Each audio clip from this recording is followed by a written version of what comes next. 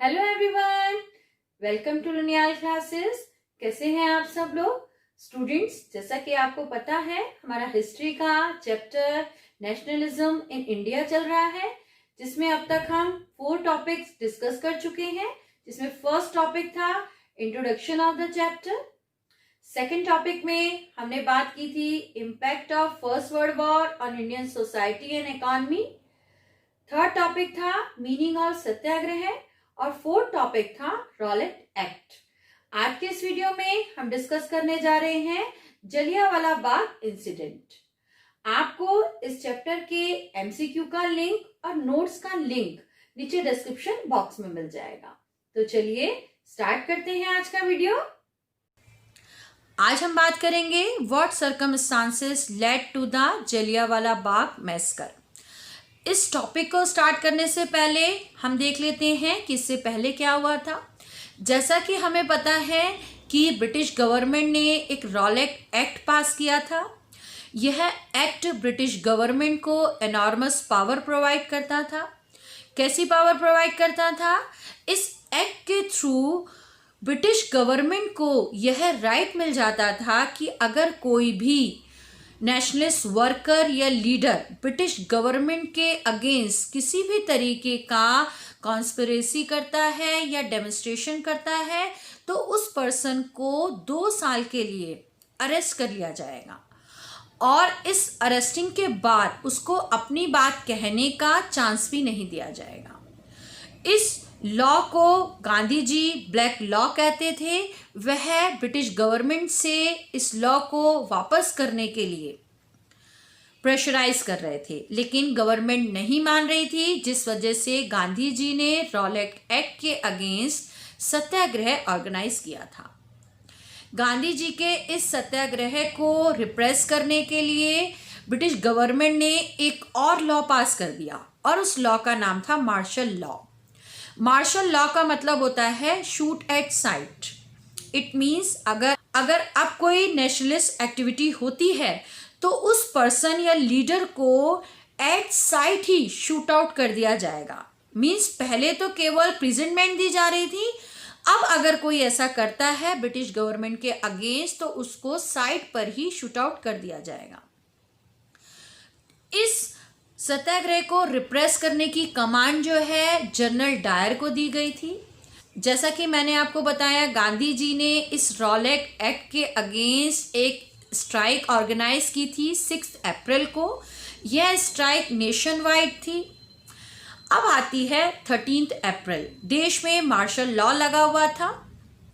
13 अप्रैल को हमारे देश में बैसाखी सेलिब्रेट की जाती है और हर साल की तरह इस साल भी 13 अप्रैल 1919 को अमृतसर में बैसाखी का फेयर लगा या मेला लगा।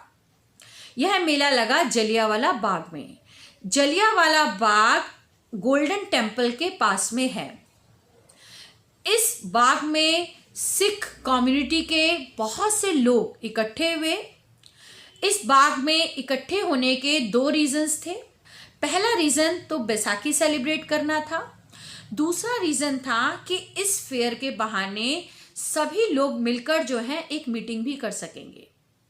जनरल डायर को जब ये इस फेयर के बारे में पता चला तो वह अपनी ट्रूप का मतलब होता है पुलिस फोर्स को लेकर जलियांवाला बाग गया और उसने इस बाग के एक सिंगल एग्जिट गेट को, क्योंकि इस बाग में एक ही एग्जिट गेट था, उस गेट को लॉक कर दिया और चारों तरफ से इस बाग को घेर लिया। और घेरने के बाद उसने अपनी ट्रूप को फायरिंग का ऑर्डर किया।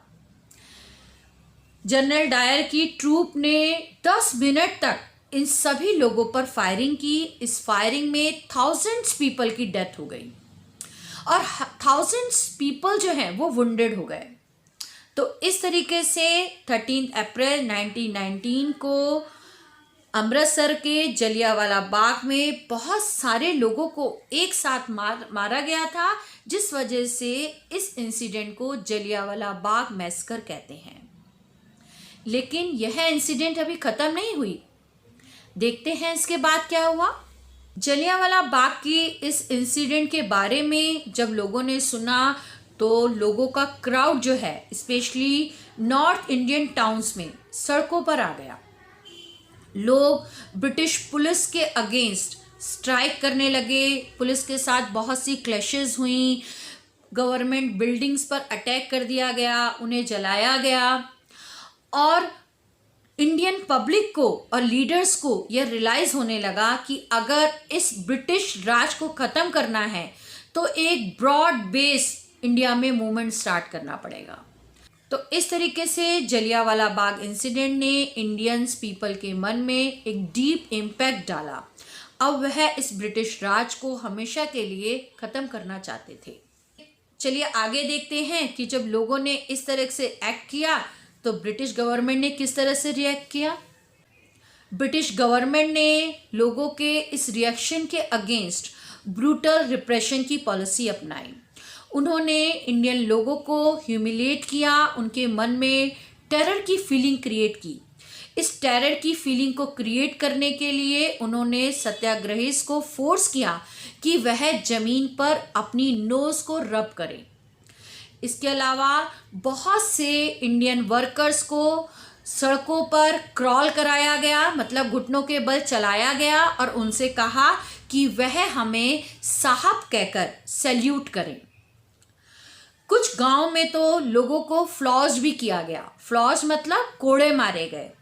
इसके अलावा कुछ विलेजेस को तो बॉम्ब से भी उड़ा दिया गया।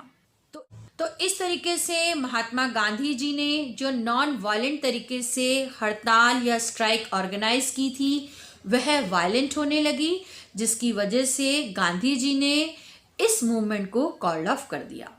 तो ये थी हमारी जलियांवाला बाग इंसिडेंट। मुझे उम्मीद है आपके सभी डाउट्स क्लियर हुए होंगे, लेकिन फिर भी अगर आपके कोई क्वेश्चन है तो आप मुझे कमेंट बॉक्स में लिखकर ज़रूर बताइएगा। बने रहिए मेरे साथ मेरे नेक्स्ट वीडियो में, जिसमें हम डिस्कस करेंगे व्हाट वाज द खिलाफत मूवमेंट। Thank you.